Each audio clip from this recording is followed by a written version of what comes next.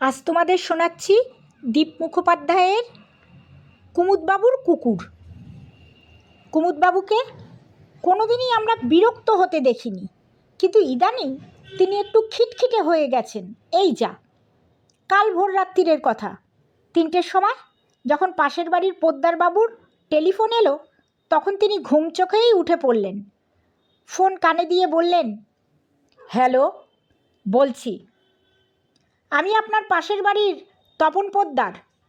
হ্যাঁ বলুন, এই অসময়ে আবার কি ব্যাপার? আরে মশাই, আপনার কুকুরটাকে থামান, তখন থেকে চিৎকার করে চলেছে, শান্তিতে ঘুমানো যাচ্ছে না। সঙ্গে সঙ্গে লাইন কেটে গেল। তারপর থেকে শুধু এনগেজ টোন, কোনো উত্তরই দেওয়া হলো না কুমুদবাবুর। লাইন পেলেন ভোর রাতে 3টের সময়। পোদ্দারবাবুর ঘুমের গলা শুনে বললেন, কাল আমার সুখের ঘুম ভাঙিয়েছিলেন ঠিক এই সময়।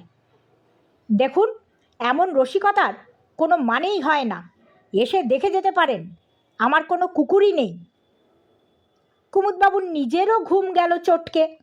একটু পরেই আবার মর্নিং ওয়াকে যেতে হবে। তবে জব্দ করা গেছে পোদ্দারটাকে। যখন খুশি ফোন করে আবোল তাবোল বলার একটা লিমিট আছে। গজগজ করতে থাকেন তিনি।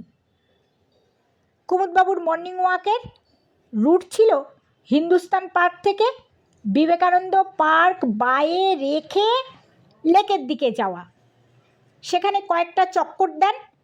ফেরার পথে পেঁয়াজ লঙ্কা দিয়ে 50 গ্রাম ছাতুর শরবত রোজ খান। কিন্তু লেক চত্বরেই আজ একটা আজব সমস্যায় পড়তে হলো তাকে। কুকুরটা ছাড়া রেখেছেন, কামড়াবে না তো? এক ভদ্রলোক বললেন। কুমুদবাবু এসব ঠাট্টায় কান দিলেন না। তার কুকুরই নেই, অথচ পেছন ফিরে তাকালেন। দুপাশ ভালোভাবে দেখে নিলেন। না, কোনো কুকুর তার সঙ্গে নেই। এমন মজা করার কোনো মানে হয়? বকুল মাস্টারও এই সময় হাঁটতে আসেন। বন্ধু লোক, কবিতা লেখেন। সম্প্রতি চৈতন্য চুটকি পদক পেয়েছেন পদ্য লিখে। রয়্যাল বেঙ্গল স্মারকেরও নাকি প্যানেলে আছেন। কুমুদবাবুকে দেখে বললেন, কিরে কুমুদ, কুকুর কিনলি কবে? কুমুদবাবুর বিরক্তির একশেষ। ভেবে কুল কিনারা পাচ্ছেন না। কি করবেন? রাগে মুখ লাল করে বললেন, কই হে মাস্টার, কুকুর দেখছো কোথায়? সকাল সকাল মশকরা হচ্ছে, এভাবে পিছনে লাগার মানে হয়? কেন রে, তোর পাশেই তো রয়েছে সাদা মতো লোমওয়ালা কুকুরটা। আর কি বাধ্য, চেন ছাড়াই কেমন সঙ্গে সঙ্গে যাচ্ছে। কি নাম রেখেছিস ওর? কুমুদবাবুর কিছু উত্তর না দিয়ে চুপ থাকাটাই উচিত বলে মনে করলেন। আজ আর ছাতুর শরবত খেলেন না। প্রিন্স আনোয়ার শাহর মিনি বাস সারদান এভিনিউয়ে বাঁক নিতেই হাত দেখালেন। বাসটা থামলো, কিন্তু কন্ডাক্টর বলে উঠল, না না কাকু, বাসে কুকুর নিতে পারবো না, আপনি উঠুন, ঠিক আছে। এই আর কি সহ্য করতে পারছেন না কুমুদবাবু। হেঁটে হেঁটে হিন্দুস্তান পার্ক অবধি এলেন, যেমন রোজ আসেন। কিন্তু একটা না দেখা কুকুরের জন্য তার অস্থিরতা বেড়ে গেল। সমবেত তামাশায় তিতিবিরক্ত হয়ে গেলেন তিনি। মনে হলো, এটা কোনো ষড়যন্ত্র নয় তো? না, তাই বা কী করে হবে? কুলকিনারা না পেয়ে একটু দমেও গেলেন। কুকুরটা তিনি দেখেননি ঠিকই, কিন্তু লোকের মুখে শুনে তার চেহারা মুখস্থ হয়ে গেল। একটা দুধ সাদা লোমওয়ালা স্পিচ। তার দৃষ্টিশক্তির প্রবলেম নয় তো? কদিন আগেই চোখ দেখিয়েছেন ডাক্তার ঘোষের কাছে। তবে কেন তার মতিভ্রম হলো? ভাবলেন, সত্যি মিথ্যাটা ঠিক করে পরীক্ষা করে দেখা দরকার, তারপর যা হোক সিদ্ধান্তে আসা যাবে। কুমুদবাবুর ফুটবল খুব প্রিয় খেলা। বিশেষ করে ইস্ট বেঙ্গলের ম্যাচ হলে তিনি মাঠে যাবেনই। ক্লাবের লাইফ মেম্বার তিনি। তা সত্ত্বেও আজ মাঠে ঢুকতে পারলেন না। অপরাধ, কুকুর নিয়ে মাঠে ঢোকা চলবে না। দোকানপাট করাও প্রায় বন্ধ হবার জোগাড় হলো। সবাই তার সঙ্গে কুকুর দেখছে, তিনি কিন্তু কিছু দেখছেন না। যত সব নচ্ছার হতচ্ছাড়া। না দেখা কুকুরটার জন্য তার উপর প্রতিশোধ নেবার ইচ্ছে তাকে পেয়ে বসল। দেখতে পেলে এতক্ষণে লাঠি পেটা করে তাড়াতেন। কি করা যায় ভাবতে ভাবতে সামনের হোর্ডিংয়ের দিকে তার চোখ গেল। সন্দীপ মহারাজের বিশাল ছবি, নাম করা জ্যোতিষী, তার উপর তন্ত্রমন্ত্রেও কম যান না। টিভিতেও দেখেছেন তাকে বার কতক। চেম্বার গড়িয়াহাটের কাছে, আজই তবে যাওয়া যেতে পারে। এখনই ঝামেলা মুক্ত হতে চান তিনি। দক্ষিণ কলকাতায় এখন জ্যোতিষীদের রমরমা বাজার। মাদুলি থেকে মেটাল ট্যাবলেট, নানা টোটকা আছে, গ্রহরত্ন আর শিকড় বাকড়ও। সন্দীপ মহারাজের চেম্বারে ঢুকে তিনি রিসেপশনিস্টকে বললেন, মহারাজের সঙ্গে দেখা করতে চাই। অ্যাপয়েন্টমেন্ট আছে? কুমুদবাবু বললেন, নেই, কিন্তু আমার ভীষণ দরকার, একটা জটিল বিপদে পড়েছি। আপনার কুকুরটাকে ধরে রাখুন, কামড়াতে পারে, মেয়েটি বললে। এসব কথায় ভ্রুক্ষেপ করলেন না একটুও কুমুদবাবু। 20 মিনিট অপেক্ষা করার পর শেষ অবধি দর্শন মিলল মহারাজের। মহারাজ বললেন, তা মশাই, আপনি চাইছেন তা কি? সবাই আমার সঙ্গে একটা কুকুর দেখতে পাচ্ছে, আমি কিন্তু কিছু দেখছি না। তা আমি কি করতে পারি? এটা তো জ্যোতিষের আওতায় পড়ে না। আপনি যদি টুকটাক করে কুকুরটাকে সরিয়ে দেন, খুব উপকৃত হব। আমি কুকুর বেড়াল এসব গৃহপালিতদের দুচক্ষে দেখতে পারি না। বাড়িতে একা থাকি, রিটায়ার্ড লাইফ, বাড়িতে শুধু কম্বাইন্ড হ্যান্ড ঝড়ু। বলুন তো কী করে ওই পড়েছি? আমাকে এই গভীর সমস্যা থেকে আপনাকে উদ্ধার করতেই হবে। এক নিঃশ্বাসে কথাগুলো বলে ফেললেন কুমুদবাবু। এখনই একটা হেস্তনেস্ত চান তিনি। ঠিক আছে, বাড়ি যান, আমি যা করার করছি। কাল থেকে আর কেউ কোনো কুকুর দেখবে না।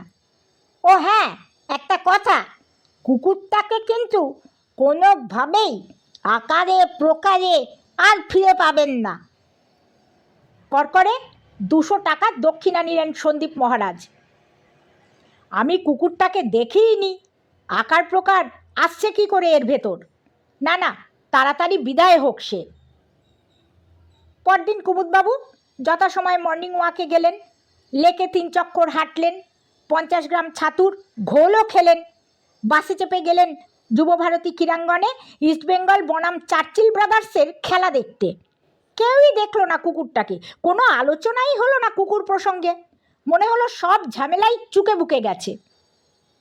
এরপর বেশ কিছুদিন কেটে গেল, কেউ তার পিছনে কুকুর দেখছে না। ফের সব কিছু যেই কে সেই। একদিন মর্নিং ওয়াক থেকে বাড়ি ফিরে কুমুদবাবুর মনে হলো তিনি কুকুরটার ওপর ভারী অন্যায় করেছেন। কুকুরটা তো তার কোনো ক্ষতি করেনি, তবে কেন এভাবে ওকে তাড়িয়ে দিলেন? একটা কষ্টবোধ তাকে আঁকড়ে ধরল। কুকুরটাকে দেখার জন্য ভীষণ উসখুস করতে লাগলেন তিনি। কি করা যায়, খুবই ফাঁকা লাগছে তার। একদিন আবার গেলেন সন্দীপ মহারাজের চেম্বারে। আবার কি হলো আপনার? আগে আমি কুকুরটাকে ফেরত চাই। আমি আপনাকে আগেই বলেছিলাম না। বলেছিলেন সেই আকারে প্রকারে পাবো না, তাই তো? কিন্তু চোখের দেখা তো পেতে পারি। আপনি কুকুরটা দেখলে চিনতে পারবেন? হ্যাঁ মহারাজ, লোকের মুখে শুনে শুনে কুকুরটার চেহারা আমার মুখস্থ হয়ে গেছে। ছোট্ট দুধসাদা লোমওয়ালা স্পিচটাকে না চেনার কোনো কারণই নেই। বলুন কি করতে হবে? এবার যেন আশার আলো দেখতে পান কুমুদবাবু। সন্ধেবেলায় গোল পার্কের কাছে সাবধান অ্যাভিনিউয়ের মুখটায় চলে যাবেন। মুখ দিয়ে চু চু করে শব্দ করবেন, করলেই দেখতে পাবেন অনেকগুলো কুকুর আপনাকে ঘিরে ধরেছে। তার ভেতর একটা কুকুর আপনার সেই কুকুরটা বলে মনে হবে। কুমুদবাবু বললেন, ঠিক চিনতে পারবো তো? পারবেন না কেন? কুকুরটার ছবি আপনার এতদিনে মুখস্থ হয়ে যাবার কথা। যাকগে, বেস্ট অফ লাক। কুমুদবাবু মহারাজের কথা মতন হাজির হলেন নির্দিষ্ট জায়গায়। শব্দ করার পর দেখলেন তার সামনে অনেকগুলো কুকুর এসে গেছে। লোমওয়ালা তুলতুলে সাদা কুকুরটাকে দেখে মনে হলো, আরে এটাই তো তার সেই না দেখা সাদা কুকুরটা। কাছে ডাকলেন ওকে। লেজ নাড়তে নাড়তে সে এগিয়ে এলো। কুমুদবাবু তার গায়ে হাত বুলিয়ে দিলেন। অন্য কুকুরগুলো একে একে চলে গেল। আলো আধারিতে তিনি হাত বুলিয়েই চলেছেন কুকুরটার মাথায়। বকুল মাস্টার তার 5 বছরের নাতিকে নিয়ে হাওয়া খেতে বেরিয়েছেন। তার হাত ধরে থাকা নাতি বলল, দাদু, কুমুদ দাদু অন্ধকারের ভেতর কি করছে? বকুল মাস্টার তার নাতিকে বললেন, জানিস, এই দাদুটার কাছে কদিন আগেই একটা কুকুর দেখেছিলাম লেকের কাছে মর্নিং ওয়াকের সময়। কি ফুরফুরে লাগতো সাদা স্পিচটাকে। হয়তো মারা গেছে কুকুরটা। তারপর থেকে সন্ধ্যাবেলায় গোলপার্কের কাছে রোজ উনি এইরকমভাবে শূন্যে হাত বোলান। কুমুদবাবুই এখন থেকে সেই কুকুরকে প্রত্যেক দিন দেখতে পান, আর কেউ কিন্তু পায় না।